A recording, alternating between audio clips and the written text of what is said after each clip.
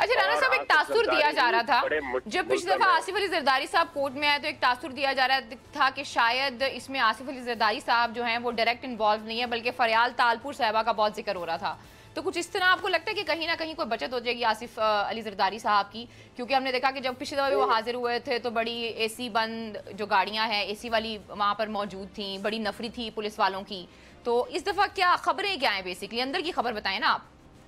ये देखें, जहाँ तक मोहतरमा फरियाल तालपुर साहिबा का ताल्लुक है, उनके हवाले से भी नैब वाले कहते हैं कि उनके पास ठोस शवाहिद मौजूद हैं, लेकिन जो इसके हवाले से मेरे पास मालूमात हैं वो ये हैं कि जाली बैंक अकाउंट्स का तमाम मामला जो है वो घूम फिर के आसिफ अली जरदारी साहब के गिर्द ही घूमता है। ठीक है, समी इब्राहिम साहब ने भी हमें ज्वाइन किया राना साहब, आपकी इजाजत से। जी समी साहब, पहले तो आपको बहुत बहुत ईद मुबारक, और दूसरा ईद खत्म हो गई ऑलमोस्ट, तो आप किस तरह देख रहे हैं ये जो आने वाला हफ्ता है, ये ऑपोजिशन के लिए भारी होगा या हल्का होगा, खासतौर पे आसिफ अली जरदारी और हमदा शहबाज साहब की बात की जाए, और सुना है कि शहबाज शरीफ साहब भी आ रहे हैं? देखिए, अपोजिशन जो है वो पूरा कोशिश करेगी और इस हवाले से उनकी जो प्लानिंग है, दो चीजों को वो इस्तेमाल करेंगे।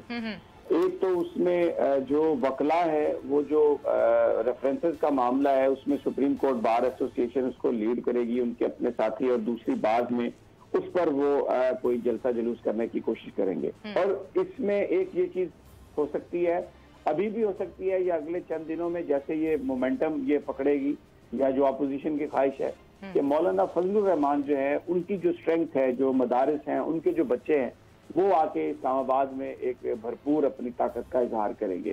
तो एक स्ट्रीट पार जो है अपोजिशन वो शो करेगी, उसको करने की वो कोशिश कर रही है।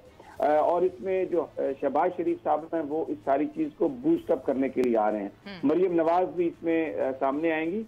एक अपोजिशन को जरूर धचका लगा, क्योंकि ये इनका प्लान था जनाब आसिफ अली जरदारी साहब का कि जो नैब के चेयरमैन है, नैब को डिसफंक्शनल कर दिया जाए। तो उनका स्कैंडल, उनकी वीडियो, ऑडियो और उस हवाले से वो जो सारी गुफ्तगू हुई, इनका ख्याल ये था कि उसमें उन्होंने जब बहुत ज्यादा उन्होंने वो इस्तेमाल भी करने की कोशिश की मीडिया को, लेकिन मीडिया बहुत जल्दी इससे बैकआउट कर गया इस सारी कहानी से। तो नैब डिसफंक्शनल नहीं हुआ, उसकी कार्रवाई जारी है। और अब आपको पता है कि 10 को शायद आसिफ अली जरदारी साहब की पेशी है और 11 को हमजा शहबाज साहब की पेशी है।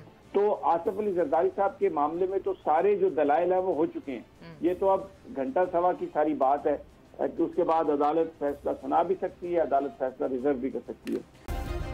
सब्सक्राइब करें और बेल दबाएं ताकि कोई खबर रह न जाए।